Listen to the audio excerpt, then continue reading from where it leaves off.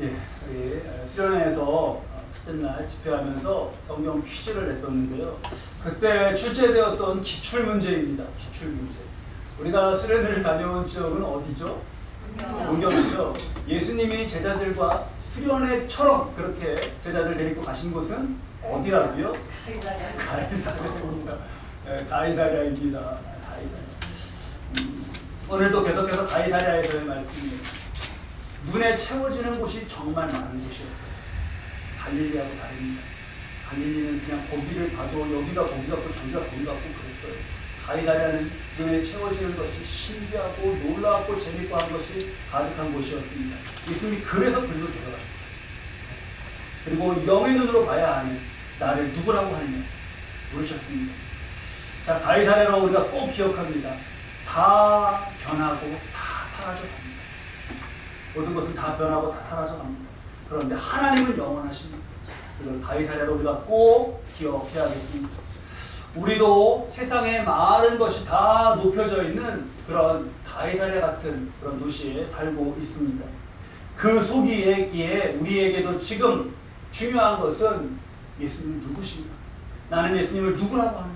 예수님은 나의 구원자이시고 나의 주님이시다 라고 하는 이 영적 진리를 그것을 보고 살아가는 것이 우리에게 너무나 중요합니다.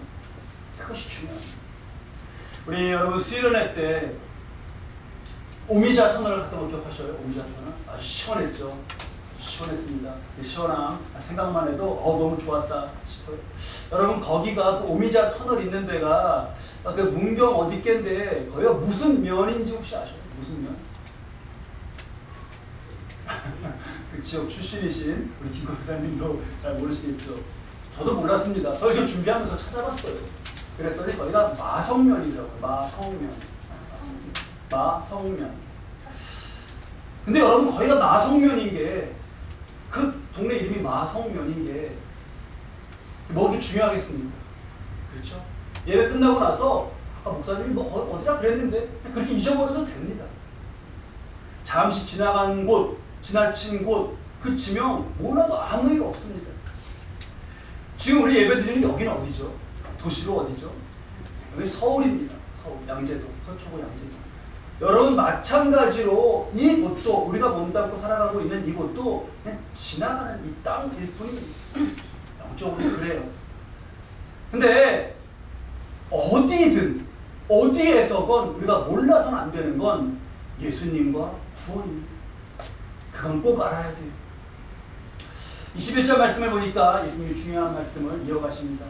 이때로부터 예수 그리스도께서 자기가 예루살렘에 올라가 장로들과 대제사장과 서기관들에게 많은 고난을 받고 죽임을 당하고 제3일에 살아나야 할 것을 제자들에게 비로소 나타내시니 부활을 비로소 말씀해 주시는 거예요. 어디서요? 어느 도시에서요? 가이사랴에서 부활을 이제 본격적으로 말씀해 주시는 거예요. 근데 여러분 그게 제자들에게 들리지가 않아요. 3일 후에 살아나리라. 이게 엄청나게 중요한 말씀이거든요. 근데 이게 제자들에게 들리지 않아요. 왜 들리지 않냐? 제3일에 살아나야 할 것 앞에 무엇을 당하는 게 있죠? 죽임을 당하는 거. 고난을 받고 죽임을 당하는 거.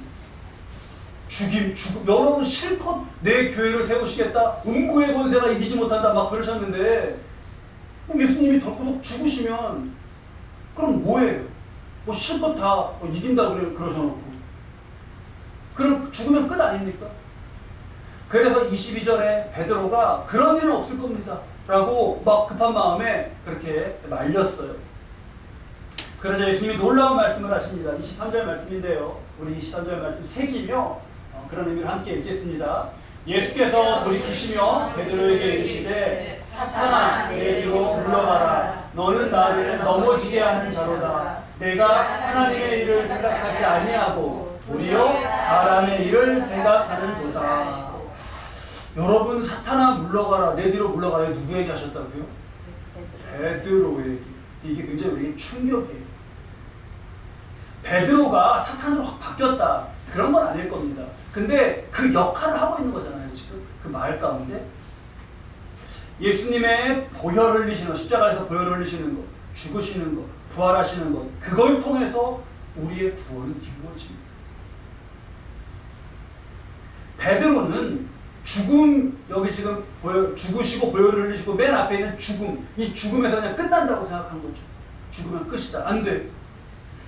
죽음이 끝이고, 그러면 예수님 통해서 지금 로마에 뭔가 맞짱을 한번 뜨고 황제를 막 이렇게 어떻게 하고 전복시키지, 초인적인 힘을 갖춘 것 같은 예수님이 그런 걸 하셔야 되는데 라고 하는 그냥 사람의 생각에 지배되고 있었습니다. 베드로는 그렇게 생각하면서 이 말을 했는데 사탄의 역할, 도구가 되는 그런 충격적인 일이 된 것이죠. 사탄은 하나님의 구원을 방해하는 일을 해요. 우리가 말씀을 보면서 잘 생각해야 돼요. 사탄이 뭘 하는가? 영적 역사 중에서 그건 걔네들은 뭘 하는 건가? 하나님의 구원을 방해하는 일을 하는 겁니다. 예수님이 사역을 처음 시작하실 때 광야에 나가서 시험을 받으셨죠. 마귀. 광야. 사람들이 사는 곳으로부터 떨어진 곳이었어요. 가면 뭐 좀 음침하고 이렇게 무섭고 뭔가 으스스한 곳입니다.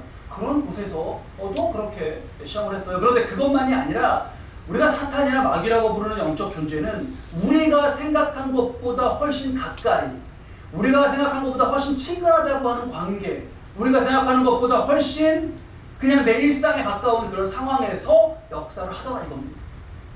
이걸 꼭 새겨야 됩니다. 그리고 괜히 빨라요. 예수님이 21절에 살아나야 할 것을 제자들에게 비로소 나타내신, 이제 그냥 말했어요. 할 것도 아니시고 가이사랴에서 앞으로 할 것 이제 말씀하시자 바로였습니다. 예수님이 땅에 떨어진 그 씨앗, 말씀으로 비유할 때 그 길가에 떨어진 씨앗이 있었죠. 길가에 씨앗이 떨어졌다는 것은 말씀을, 하나님의 말씀을 우리가 먹고 이 의미를 새기는데 뭐가 와서 그걸 쪼아가는 거죠. 길가에서는 새죠, 새. 비유 가운데 새로 말씀하셨어요. 근데 그 새를 뭐라고 말씀하셨죠? 예수님이? 마귀라고 했어요. 근데 여러분, 새가 그렇게 쪼아먹고 어디 가서 이렇게 하는 거 보셨죠? 엄청 빠릅니다. 여기다가 우리 양재 여기 그 사거리 나가갖고 쫙 이렇게 곡식 뿌리면서 비둘기가 다 딱 놓고 딱 사라지잖아요. 빨라요, 아주. 마귀가 말씀을 빼앗는다. 이건 우리가 많이 알고 있습니다. 비교적 잘 알아요. 지금 보니까 그것뿐만 아니라 정말 빠르게, 정말 아주 일상적인 순간에, 그리고 친근한 관계 가운데 역사에서 무엇을 하는가? 하나님의 일을 생각하지 아니하고 사람의 일을 생각하는 거다. 사람의 일을 생각하고 하나님의 일을 생각하는데, 하나님의 일을 계획하고 그것을 이루어가는데 사람의 일을 생각하게 하는 거. 이게 마귀가 하는 거예요. 그러면 우리 잘 알아야겠죠. 하나님의 일은 뭐고 사람의 일은 뭐가? 뭐가 하나님의 일이고 뭐가 사람의 일이냐? 제가 밑에서 목회할 텐데요. 밤에 한국에서 급히 전화가 온 전화를 받았어요. 전화를 받았더니 우리 청년 부모님이에요. 목사님, 우리 아무개 교회에 무슨 일 있어요? 그래서 아니요, 뭐 주일날 예배 잘 드리고 그랬는데요. 무슨 일이 왜요? 그랬더니 아니, 아무개가 갑자기 휴학하고 중동으로 선교를 떠나겠다고 하는 거예요. 그런 거예요. 그래서 이게 어떻게 된 일인가 자초지종을 알아보니까요. 그 어느 선교단체에서 하는 그 수련회, 며칠 하는 수련회에 참석을 한 거예요. 그리고는 거기서 나가갖고 해외 선교하는 게 하나님의 일이고, 학교에서 지금 공부하고 편안하게 그러는 거는 사람의 일이다. 이런 거를 며칠 동안 계속 들은 겁니다. 그래가지고 나는 사람의 일 하는 거구나, 이게 아니다. 그래갖고 그냥 휴학하고 그렇습니다 하고 부모님한테 얘기를 해버린 거예요. 여러분, 하나님의 일, 사람의 일이 이렇게 갈리나요? 하나님의 일이 뭐죠? 하나님의 일. 이게 좀 막연해요. 오랫동안 우리가 신앙생활하고 그래서 하나님의 일을 우리가 해야지, 사람의 그거야, 하나님의 이렇게 하나님의 일이라고 말을 하는데 이게 뭔지 정의가 이렇게 좀 뭐가 딱 들어오지가 않아요. 그래서 이 말씀이 너무너무 중요합니다. 예수님이 그 정의해 주셨어요. 자, 그들이 묻되 우리가 어떻게 하여야 하나님의 일을 하오리까? 이렇게 물었죠. 29절 말씀 우리 함께 읽으면 딱 그냥 정의를 하시죠. 함께 읽겠습니다. 예수께서 대답하여 이르시되 하나님께서 보내신 이를 믿는 것이 하나님의 일이니라 하시니. 뭐가 하나님의 일이라고요? 하나님께서 보내신 일을 믿는 게 하나님의 일이에요.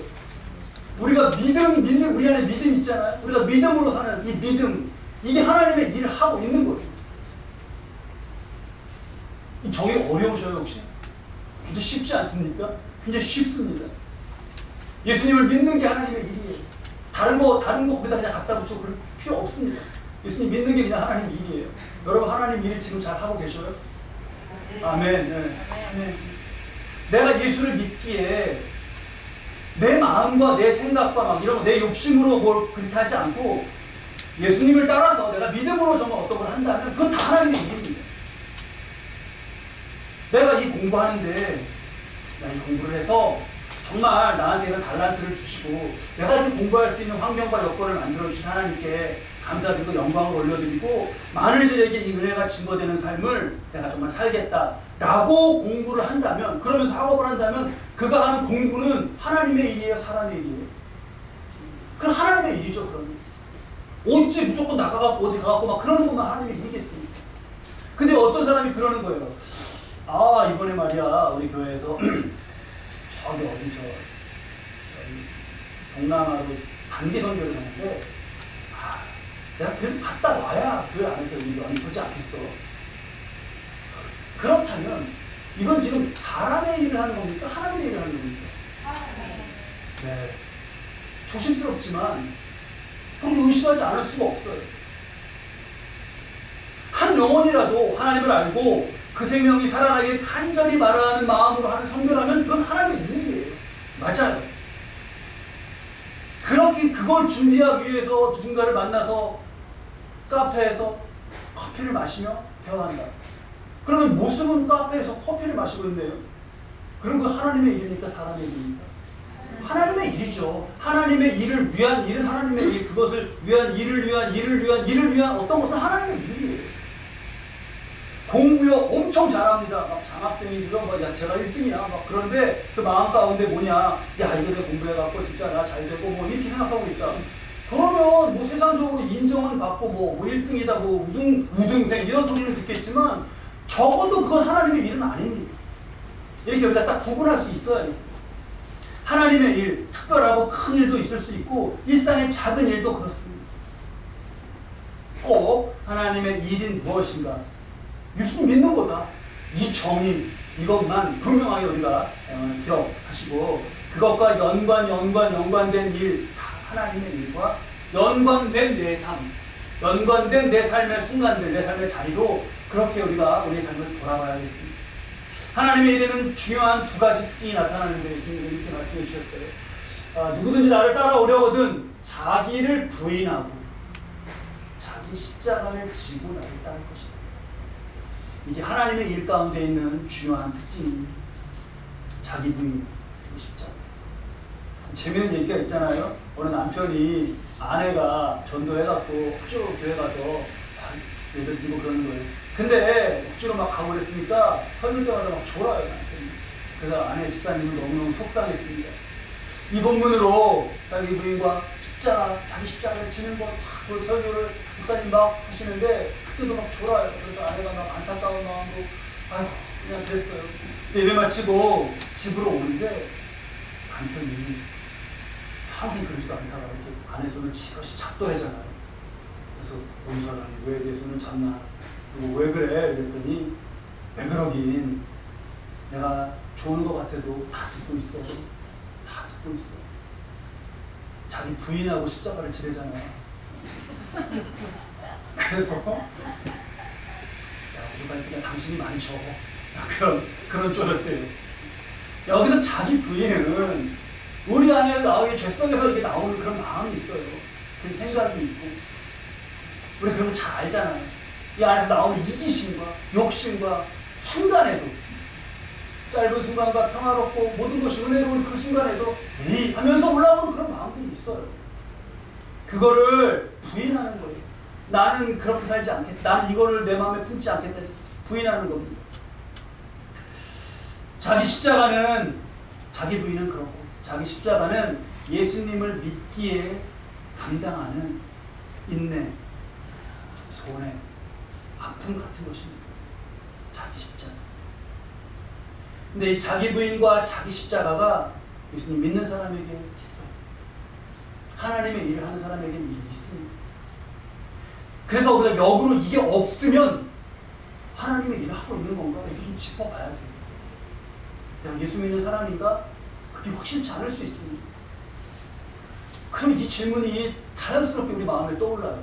아니, 괜히 예수 믿어갖고 힘들기만 하네.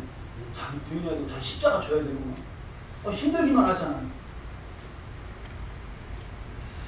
근데 여러분, 십자가, 제가 이걸 정말 강조해서 많이 말씀드려서, 일단 저 말씀 또 하시네. 이렇게 마음 가운데 떠오르실 거예요. 그렇게 떠올라야 돼요, 꼭. 뭐냐 하면, 십자가는 여러분, 고통스럽고 힘든 것이다 라고만 생각해서는 안 됩니다. 어려움이 있습니다. 그것을 감당해가는 인내할 것도 있고 그래요. 있어요. 있는데 결국 중요한 건 뭐냐 하면 예수님의 십자가를 보십시오. 그걸 통해서 죄값을 치르시는 위대한 사랑은 이루어진 거예요. 십자가에서 예수님은 죽으셨죠. 죽으셨잖아요. 예수님. 십자가에서. 예수님 거기서 죽으셨기 때문에 영원한 생명의 문이 열렸습니다. 그러면 십자가는 죽음이 있지만 또 뭐가 있는 거예요? 생명이 있는 거예요. 그래서 우리가 꼭 이걸 기억해야 합니다. 사람이 할 수 없는 일을 하나님께서 이루어 가시는 그런 하나님의 놀라운 역사와 능력, 죽음을 생명으로 변화시켜가는 능력, 십자가에는 그런 의미가 담겨 있어요. 우리가 여기다가 제가 또 말씀드리지만 우리가 십자가를 앞에 교회는 십자가를 걸어놓잖아요. 이 십자가를 걸어놓는 거는 사형 틀을 이렇게 걸어놓고 그거를 사형 틀을 맨날 바라보자는 게 아니에요. 이거를 십자가를 여기다 놔뒀다는 거는 하나님의 능력과 하나님의 행해 가시는 은혜의 역사를 바라보자는 겁니다. 여러분은 이걸 보면서 지금 뭘 바라보고 있으신 거라고요? 하나님의 능력과 하나님의 은혜의 역사를 바라보고 있는 거예요.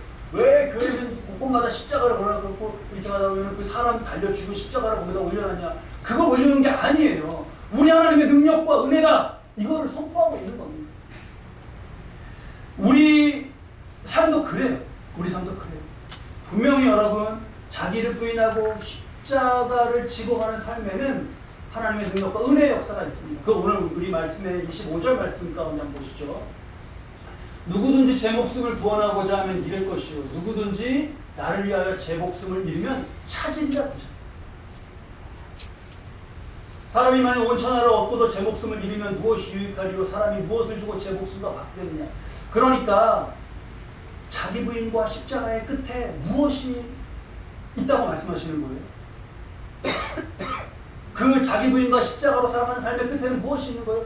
자신의 목숨을 잃는 것 같고 손해보는 것 같고 고통당하는 것 같지만 바로 그 끝에 하나님께서 주시는 구원과 영원한 생명이 있습니다. 그 길에는 그게 있어요. 어쩔 수 없어요. 자, 우리 성경에 지금 25절, 26절 말씀에 보면 제가 밑줄을 그어놨거든요. 밑줄 그어진 부분 좀 한번 보셔요. 나를 위하여 제 목숨을 잃으면 찾으리라 그렇게 되어 있죠. 그 다음에 26절에 온 천하를 얻고도 제 목숨을 잃으면 무엇이 유익하리요 이렇게 되어 있습니다. 근데 여러분 저기 지금 25절에 목숨을 잃으면 하고 26절에 목숨을 잃으면 하고 두 개가 우리 글에는 잃으면인데 성경에서 저 헬라어에서는 완전히 다른 정말 그런 뜻이 담겨 있어요. 심오하게 우리가 딱 새겨야 되는 한국말에는 드러나지 않는 그런 의미가 담겨 있어요. 그게 뭐냐면요. 25절에 나를 위하여 제 목숨을 잃으면 이라고 한 25절에 잃으면은요. 태가 능동태. 하나님의 일을 위해서 마음과 뜻과 힘을 다해서 내가 능동적으로 사는 겁니다. 기억하실 수 있겠죠? 근데 26절에 온 천하를 얻고도 제 목숨을 잃으면은 수동태. 그건 뭐냐? 시간이 지나면서 그냥 수명이 다해가고 사라져가는 그런 삶을 말하는 거예요. 그냥 자기 위해서 살다가 그냥 자기 이렇게 그냥 수동적으로 다 잃어버리는 그런 거예요. 저는 이 표현, 이게 지금 헬라어의 뭐 능동태, 수동태 이렇게 이제 의미로 말씀드려서 좀 어려우실 수 있는데, 저는 이 말씀의 표현이 내가 정말 어떻게 내가 이게 살 것인가 아니면 그냥 생명을 그냥 잃어갈 것이냐, 이게 확 와 닿은 그런 그 대화, 그런 표현이 있습니다. 근데 설교 준비하면서 고민하고 기도 많이 했어요. 이게 나눠도 되나? 왜냐면 표현이 좀 그래요. 표현이. 근데 기도하면서 그래 뭐 어느 장로님께 들은 건데, 대화하면서 이렇게 대화하면서 간증으로 진실하게 한 거니까 목사님들 표현이 그래도 괜찮겠지 하는 그런 마음 주셔가지고 나는 뭐냐면 어느 장로님이 나이가 많아지신 거예요. 그래서 이제 교회 장로 직분도 은퇴하시고 이 사회에서 하시던 일도 은퇴를 하셨습니다. 근데 다 은퇴를 하고 계시니까 이제 할 게 없으시잖아요. 근데 이제 집에 계시는 거예요. 집에. 그분 말씀이 아침 먹죠, 일어나면. 아침 먹죠. 아침 먹고 소화시키려고 이제 산책 좀 하시고, 들어오시면 땀도 나고 있으니까 씻고 이렇게 있으면 이제 점심때가 돼요. 그래서 점심을 드셔요. 점심을 드신 다음에 이제 또 배가 불고하니까 나른하고 하면서 TV 틀어놓고 TV를 좀 보시다가 이렇게 보다가 지루하다 해서 일어나서 이제 청소를 좀 하시고 그리고 앉았는데 이제 오후 되니까 졸음이 좀 옵니다. 그래서 솔깃 낮잠을 이제 주무셨어요. 주무시다가 누가 문 여는 소리가 들려서 깼더니 이제 아내가 장을 봐오신 거예요.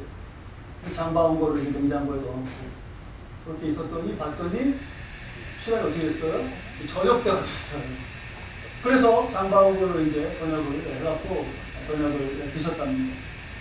저녁을 드시고 나니까 어둑어둑해지고 나가기도 그렇고 벌써 저녁이 됐네. 이따가 이제 주무신 거예요. 그 다음날 아침에 다시 또 아침을 먹고 산책삼아 소화시켰더니 이게 이제 반복하신 거예요. 이렇게 몇 달을 하시다가 하시면 이따 드는 생각이 뭐냐, 이게 뭔가 이상한 건가? 그런 생각이 드시더라고요. 기운도 더 빠져가고 우울해지고. 근데 여러분 이런 얘기 많이 들으셨어요? 못 들으셨어요? 들으셨죠? 은퇴하시고 나서 이렇게. 저도 이런 얘기 많이 들었습니다. 근데 이분이 그런 자신의 모습을 두고 이 표현 때문에 제가 고민을 많이 했는데요. 뭐라고 말씀하신 줄 아셔요? 그러시고 쓰신 표현이 자신이 밥 먹고 똥 만드는 기계가 된 것 같아요. 이 표현 때문에 고민을 많이 했어요. 내가 이거 밥 먹고 똥 만드는 기계 아니야 이거? 이런 생각이 더 드시더라고요. 그래서 다 이제 웃음을 터뜨렸는데 웃고 나서 웃으면서 생각해봐도 맞지 않아요? 기계예요 그냥. 근데 무슨 기계예요? 인풋과 아웃풋이 뭐냐. 난 이게 그냥 밥 먹고 똥 만드는 기계 아니야 이렇게 생각하죠. 그래서 정신이 번쩍 나시더라고요.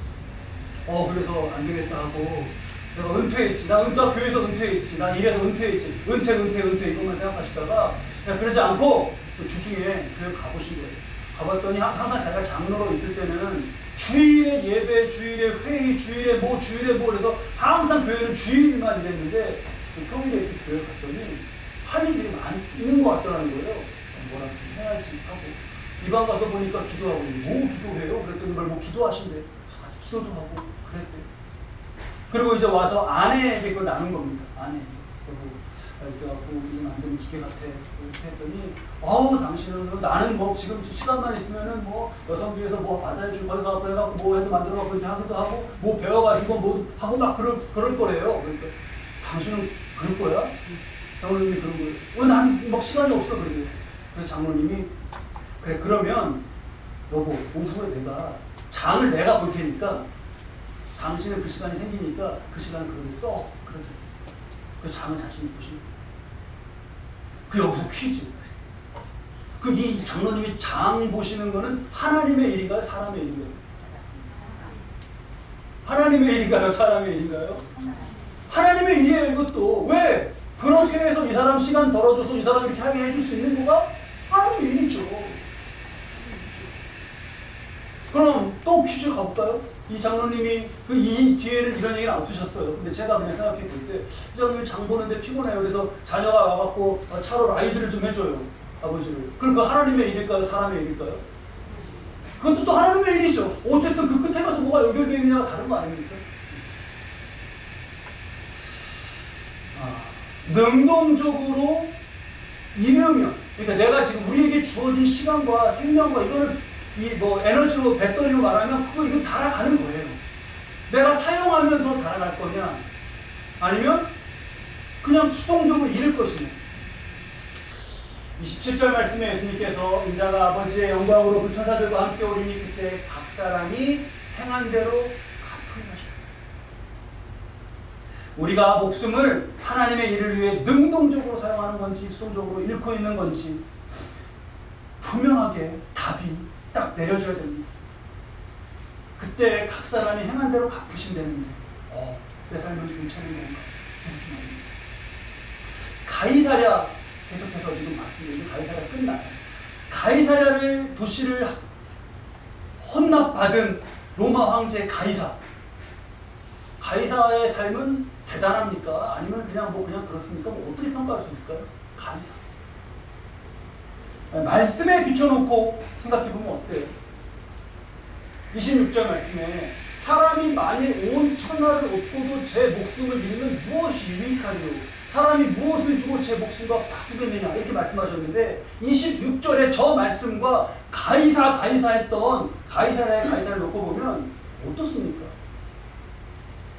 글쎄요. 가이사를 평가하는 여러 평가가 있겠지만 적어도 마태복음 16장 26절에 하나님 말씀으로 놓고 본 가이사의 삶은 가이사의 그 목숨은 어떤 것인지 우리에게 답이 나옵니다.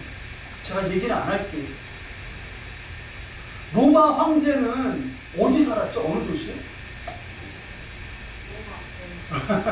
로마 황제는 로마에 살았죠. 유대에는 가이사 헌정된 도시도 있고 헤롯이 그렇게 지어갖고 바치고 막 그랬지만 거기 로마 황제는 와 보지도 않았어요. 그냥 잘 졌다며 잘했어 이제 이렇게 살았어요. 로마에 살았는데 그 로마 중에서도 로마 황제가 살았던 그 지역 우리로 치면은 뭐 동, 부 이런 거는 뭘까요? 어딜까요? 그게 지명이 있을 거 아닙니까? 아까 오미자 터널이 무슨 면에 있었다고요? 마성. 어떻게 잘 기억하셔요? 마성. 그걸로 기억하셨어요? 거기 마성이에요, 마성이에요. 말씀도 이렇게 기억하시는 거죠? 네. 지금 제가 놀랐어요. 원래 제가 계획한 시나리오상으로 여러분이 잊고 계셔야 돼요.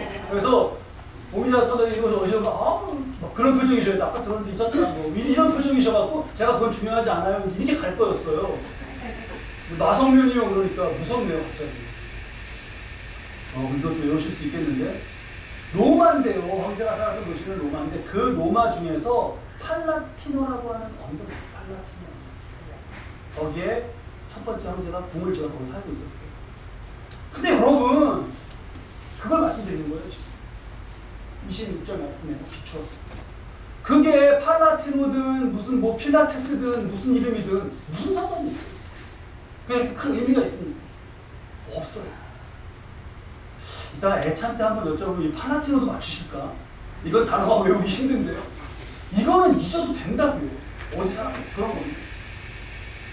23절 말씀으로 놓고 보면 내가 하나님의 일을 생각하지 아니하고 도리어 사람의 일을 생각하는도다. 사람의 일로만 사람의 일로만 하고 살았던 어느 황제는 그 팔라티노 언덕에 그 땅에 누워서 사탄에게 너는 날 넘어지게 하는 도다라고 하셨는데 거기 그냥 넘어져갖고 넘어져 있다가 그냥 끝난 거 아닙니까? 이렇게 꼭 영적으로 진단할 수 있어야 됩니다. 하나님의 일, 예수님을 믿는 일, 예수님을 믿고 영원히 영원한 생명을 얻는 일, 그 일과 그 일을 위한 일과 그 일을 위한 일을 위한 일과 어쨌든 내 삶이 연결되어 있으시기 바랍니다. 그러면 하나님의 일을 하시는 거예요.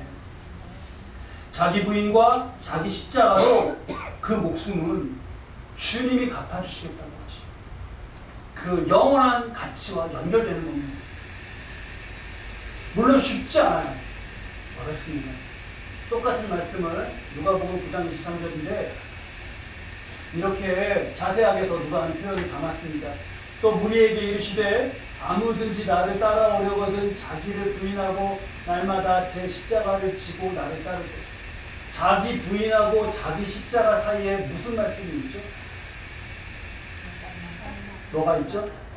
날마다. 날마다. 왜 자기 부인이 날마다 돼야 될까요?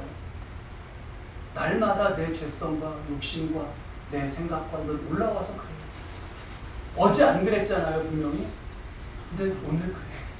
오늘 분명히 은혜로 충만하고 내가 정말 주의 영으로 충만하고 그랬죠. 내일 되면 또 어떻게 돼요? 또 스물스물 올라와요. 그래서 날마다 자기를 부인하고 날마다 자기 십자가를 지는 겁니다. 근데 이게 그렇게 하면 얼마나 힘들어요, 날마다. 날마다. 그래서 여러분, 하나님은 그렇기 때문에 날마다 먹을 것과 입을 것을 우리에게 공급하시며 힘을 주시는 거예요. 날마다 힘들기 때문에 우리에게 날마다 아침 먹고 나서, 점심 먹고 나서, 저녁 먹고 나서 그 먹은 걸로 힘을 내서 자기 부인과 자기 십자가의 영광의 삶을 살도록 주시는 겁니다. 그것으로 그냥 뭐만 만들지 말고 이 영원한 가치와 연결된 삶을 살도록 우리에게 그렇게 주셔서 힘을 주시는 겁니다. 말씀을 마치겠습니다. 밥 먹고 똥 만드는 기계, 잊혀지지 않는 충격적인 표현이었는데 그런 기계가 아니라 그런 수동태의 삶이 아니라 주님이 주신 좋은 밥, 좋은 음식, 좋은 기회, 좋은 달란트, 좋은 시간, 좋은 장소 이렇게 처하게 하신 그 곳에서 먹은 음식이 부끄럽지 않게 영원한 가치 예수님이 주목하시고 셈하여 갚아주시는 그러한 삶을 여러분이 꼭 날마다 힘차게 살아가실 수 있기를 주님의 이름으로 축원합니다.